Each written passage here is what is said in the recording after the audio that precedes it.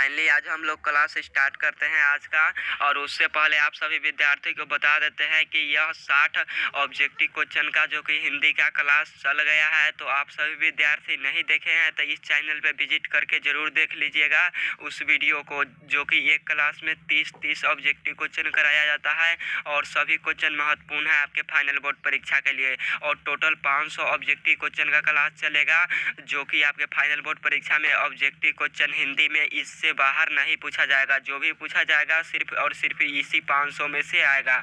तो आप सभी विद्यार्थी बारीकी तरीके से सभी प्रश्नों को पढ़ लीजिएगा।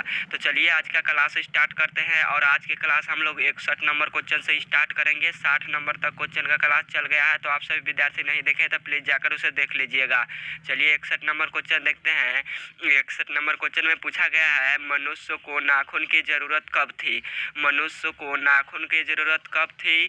तब जब जंगली जीवन में मनुष्य के नाखून की जरूरत था। 61 का राइट आंसर ए होगा, हमारा जंगली जीवन में होगा। मनुष्य नाखून को जरूरत कब था मनुष्य को? तो यही जंगली जीवन में था। यानी जब प्रतिद्वंद्वियों को अपने नाखूनों को प्रहार से पछाड़ता था और उसी से अपना आहार यानी भोजन बनाता था। मतलब प्राचीन समय यानी पुराने समय में आप लोग कह सकते हैं, यानी पुराने जमाने में जब जंगली के समान था मनुष्य उसी समय। तो आप लोग समझिएगा बारीकी तरीके से सभी प्रश्नों को। अगला नंबर क्वेश्चन है 62 नंबर। कौन नाखून को जिलाया जा रहा है? कौन नाखून को जिलाया जा रहा है? तो प्राकृतिक नाखून को जिलाया जा रहा है। 62 का राइट आंसर हमारा सी होगा, प्राकृतिक। और नाखून क्यों बढ़ते हैं कि लेखक कौन है? तो हजारी प्रसाद द्विवेदी है। नाखून क्यों बढ़ते हैं कि लेखक। और नाखून क्यों बढ़ते हैं यह क्या है? तो यह ललित निबंध। थोड़ा सा एक सेकेंड, तो एक छोटा सा ईयर आ गया था, मतलब बगल में रोड है इसलिए उस पर गाड़ी चलते रहता है, इसीलिए हो गया था, ऐसा ईयर आ गया था। तो आप सभी विद्यार्थी बारीकी तरीके से सभी क्वेश्चन को जरूर पढ़ लीजिएगा। तो हमसे पूछा है नाखून क्यों जिलाया जा रहा है, नाखून को कौन जिलाया जा रहा है? तो यही प्राकृतिक नाखून को जिलाया जा रहा है। 62 का राइट आंसर हमारा सी होगा। चलिए नेक्स्ट नंबर क्वेश्चन देखते हैं। अगला नंबर क्वेश्चन है, पिताजी ने बाजार से कितनी मछलियाँ खरीदी थी? पिताजी ने बाजार से कितनी मछलियाँ खरीदी थी? तो पिताजी ने बाजार से टोटल 2 मछलियाँ खरीदा था। 63 का राइट आंसर हमारा बी होगा, 2 मछलियाँ। और आपसे फाइनल बोर्ड परीक्षा में क्वेश्चन पूछा जाता है, मछलियों को लेकर कौन भागा था? आपसे क्वेश्चन पूछा जाता है तो मछलियों को लेकर कौन भागा था? तो संतु भागा था। मछलियों को लेकर कौन भागा था? तो संतु भागा था। और संतु मछलियों को लेकर क्यों भागा था? आपसे सब्जेक्टिव क्वेश्चन में आता है, संतु मछली लेकर क्यों भागा था? तो संतु मछली लेकर कुएं में डालने के लिए भागा था। क्या करने के लिए? तो कुएं में डालने के लिए, ताकि मछली जिंदा होकर बड़ी हो जाए और उससे फिर वह खेल पाए, यानी खेलने के लिए, ताकि मछली जिंदा हो जाए तो उससे वह खेल पाए संतु, यानी इसीलिए मछली लेकर भागा था। और आपसे फाइनल बोर्ड परीक्षा में मोस्ट भी इंपॉर्टेंट क्वेश्चन है जो कि पूछा जाता है बार बार, संतु क्यों कांप रहा था?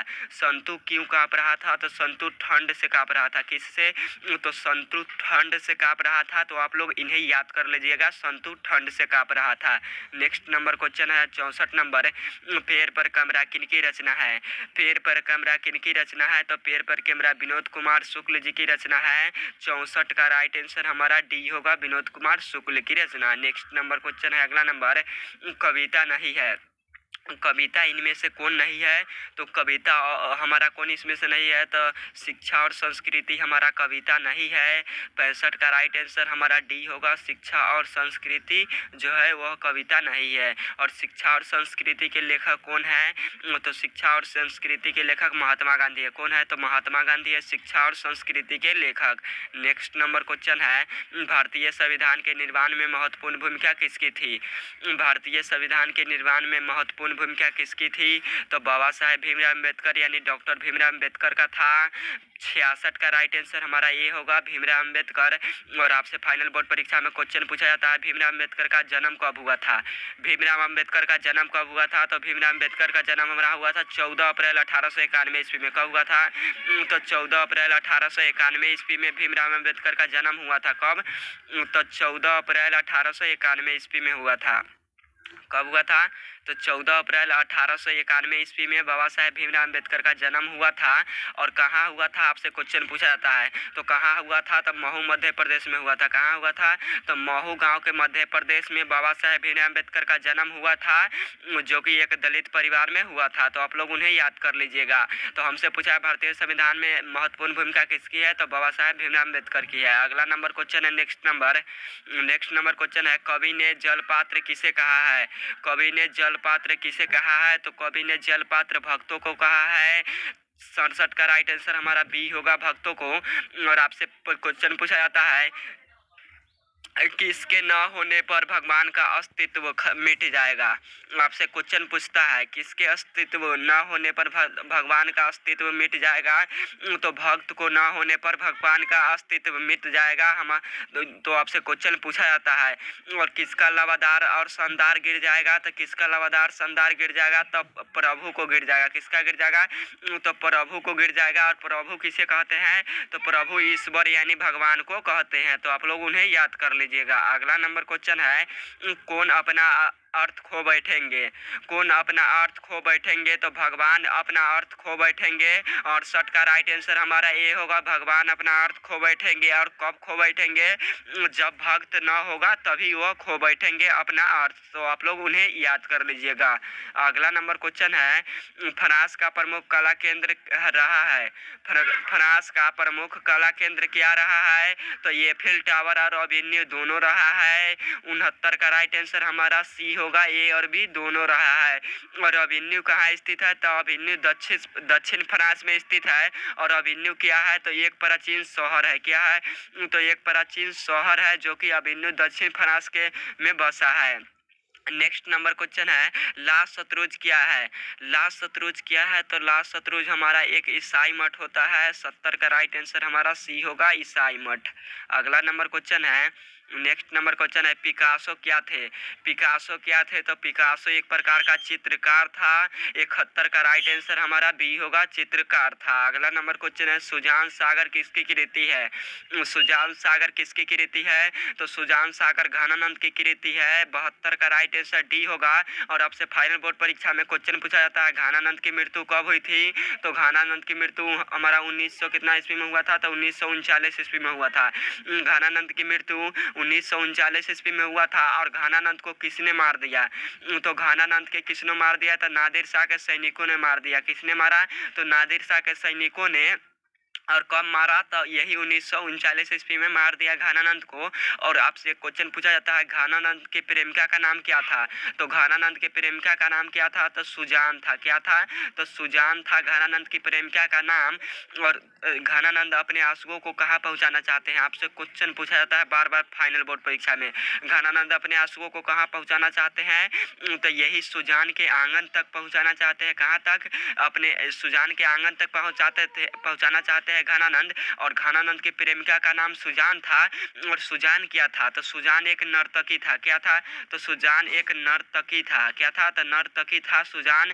सुजान जो कि घनानंद की प्रेमिका थी, वह एक नर्तकी थी। और उसी के पास बादलों को कहता है घनानंद कि जाके तू मेरे सुजान के आंगन में बरसो। तो यही बोला गया है इस चैप्टर में, घनानंद ने बोले हैं सुजान के बारे में। तो आप लोग समझ लीजिएगा। अगला नंबर क्वेश्चन है, तो आज का क्लास आप लोग प्लीज बारीकी तरीके से सभी क्वेश्चन को पढ़ लीजिए। और जितना भी क्वेश्चन रिवाइज करवाते हैं उन्हें जरूर पढ़ लीजिए, क्योंकि 2025 फाइनल बोर्ड परीक्षा के लिए सभी क्वेश्चन मोस्ट वीवीआई इंपॉर्टेंट है। तो आप सभी विद्यार्थी जरूर पढ़ लीजिएगा बारीकी तरीके से सभी क्वेश्चन को। तो यह 500 का सीरीज चल रहा है। तो आप सभी विद्यार्थी 500 हिंदी में कर लीजिए। जो भी क्वेश्चन आएगा फाइनल बोर्ड परीक्षा में सिर्फ और सिर्फ आपके इसी 500 में से पूछा जाएगा। तो यह 500 का सीरीज का मत छोड़िएगा आप सभी विद्यार्थी, क्योंकि महत्वपूर्ण इंपॉर्टेंट है। चलिए क्वेश्चन नंबर अगला देखते हैं। अगला नंबर क्वेश्चन है, मछली से कौन डर रहा था? मछली से कौन डर रहा था? तो मछली से संतु डर रहा था। 73 का राइट आंसर हमारा ए होगा, संतु। और मछली लेकर कौन भागा था? तो यही संतु भागा था। और संतु क्यों काँप रहा था? तो संतु ठंड से काँप रहा था। किससे? संतु से। यही सभी क्वेश्चन पूछे जाते हैं कि संतु क्यों काँप रहा था? मछली लेकर कौन भाग रहा था? मछली से कौन डर रहा था? तो मछली से संतु डर रहा था। और मछली लेकर कौन भागा था? तो संतु भागा था। मछली मतलब संतु काँप रहा था क्यों? तो ठंड से काँप रहा था। और संतु मछली लेकर किस लिए कुआं में भागा था? तो मछली किस लिए लेकर भागा था संतु? तो कुएं में डाल पाए ताकि मछली जिंदा हो पाए, इसीलिए लेकर भागा था। तो आप सभी विद्यार्थी उन्हें याद कर लीजिएगा। अगला नंबर क्वेश्चन है, मसाला कौन पीस रही थी?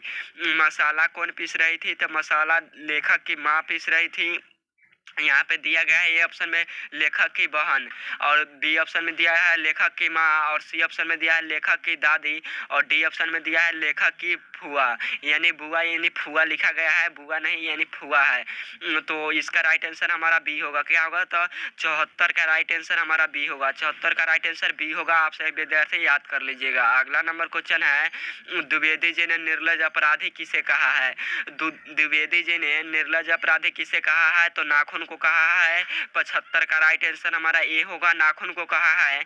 और आपसे फाइनल बोर्ड परीक्षा में क्वेश्चन पूछा जाता है कि द्विवेदी जी ने यानी हजारी प्रसाद द्विवेदी जी ने कौन सा पाठ लिखा है? तो ललित निबंध को लिखा है। किस निबंध को? तो ललित निबंध को लिखा है। और ललित निबंध क्या है? तो ललित निबंध हमारा है नाखून क्यों बढ़ते हैं। क्या है? तो ललित निबंध क्या है? तो ललित निबंध नाखून है, जो कि अक्सर आपके फाइनल बोर्ड परीक्षा में यही सभी क्वेश्चन आते हैं कि ललित निबंधन में से क्या है? तो नाखून क्यों बढ़ते हैं। और नाखून क्यों बढ़ते हैं, इसके लेखक कौन है? तो हजारी प्रसाद द्विवेदी है। कौन है? तो हजारी प्रसाद द्विवेदी है।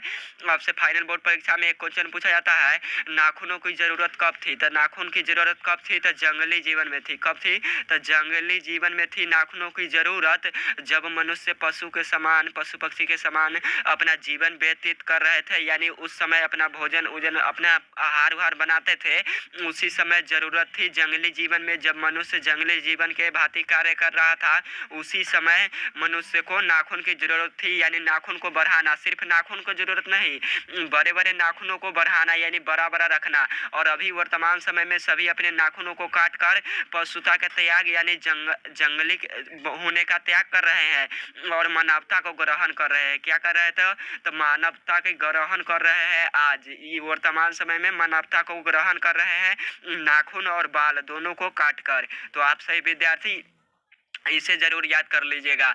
और आपसे क्वेश्चन आता है फाइनल बोर्ड परीक्षा में कि मनुष्य जंगली जीवन में था तो अपना नाखून किससे रंगता था?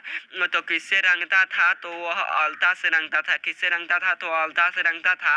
और आपसे क्वेश्चन एक और पूछा जाता है कि मनुष्य अपना नाखूनों को किससे रगड़ कर साफ करता था? यह क्वेश्चन पूछा जाता है। तो मनुष्य उस समय अपने नाखूनों को किससे रगड़ कर साफ करता था? तो वह मोम से। किससे? तो वह मोम से रगड़ कर मोम से चिकना करता था, यानी रगड़ कर साफ करता था अपने नाखूनों को, मोम से रगड़ कर यानी चिकना करता था।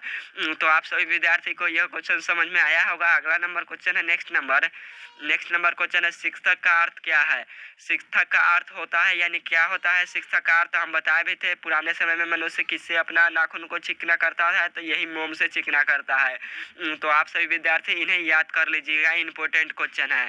अगला नंबर क्वेश्चन है, सुमित्रानंद पंत ने मिट्टी की प्रतिमा उदासीन किसे कहा है? सुमित्रानंद पंत ने मिट्टी की प्रतिमा उदासीनी किसे कहा है? तो भारत माता को कहा है। 77 का राइट आंसर हमारा डी होगा। और आपसे एक क्वेश्चन आता है फाइनल बोर्ड परीक्षा में कि ग्राम वासनी किसे कहा गया है? तो ग्राम वासनी किसे कहा गया है? तो भारत माता को कहा गया है। किसे कहा गया है? तो ग्राम वासनी भी भारत माता को कहा गया है। और किसके जन्म के 6 घंटे बाद उनके माता का देहांत हो गया? आपसे क्वेश्चन पूछता है किसके 6 घंटे उनके माता के देहांत हो गए? तो किसके जन्म के बाद 6 घंटे के बाद उनके माता जी मर गए यानी देहांत हो गए यानी मृत्यु हो गए के प्राप्त हुए? तो यही सुमित्रानंद पंत था। कौन था? तो यही सुमित्रानंद पंत के 6 घंटे बाद उनके माता के मृत्यु हो गए थे। तो आप सभी विद्यार्थी उन्हें याद कर लीजिएगा। अगला नंबर क्वेश्चन है, पंत को किस रचना पर ज्ञानपीठ पुरस्कार प्राप्त हुआ था। थोड़ा सा खाना खा के आए हैं इसलिए बफरिंग हो रहा है। तो पंत को किस रचना पर ज्ञानपीठ पुरस्कार प्राप्त हुआ था? तो चित्रम्बा पर हुआ था। 78 का राइट आंसर हमारा ए होगा, चित्रम्बा पर पंत को ज्ञानपीठ पुरस्कार प्राप्त हुआ था यानी मिला था। अगला नंबर क्वेश्चन है, लहू लहुआन कौन भटकेंगे? लहू लहुआन कौन भटकेंगे? तो लहू लहुआन भक्त नहीं, भगवान भटकेंगे। हमारा 79 का राइट आंसर हमारा क्या होगा?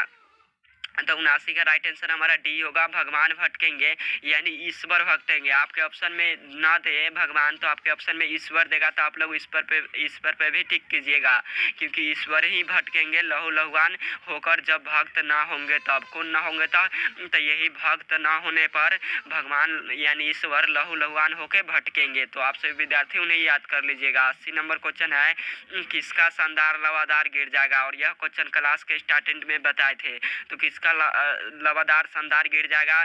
तो प्रभु को गिर जाएगा। 80 का राइट आंसर हमारा ए होगा, प्रभु को लवादार शानदार गिर जाएगा। और